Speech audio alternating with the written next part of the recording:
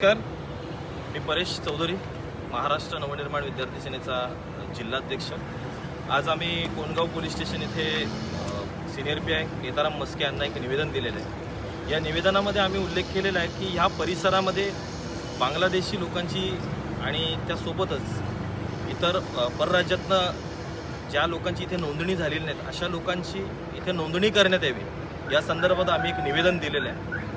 आणि बांगलादेशातनं इथे बेकायदेशीर वास्तव्यास राहणारी लोकांना ज्या लोकांनी आश्रय दिला आहे त्यांना देखील तातडीने या संदर्भात सूचना द्याव्यात आणि जिथे जिथे बांगलादेशी लोक राहत असतील या सर्व बांगलादेशी लोकांची आपण माहिती घ्यावी व ती माहिती पोलीस स्टेशनला देण्यात यावी अशाच आम्ही पत्र इथे दिलेलं आहे। संबंधित अधिकाऱ्याने आपल्याला तात्काळ त्या बाबतीत आश्वासन दिलेलं आहे की कुठल्याही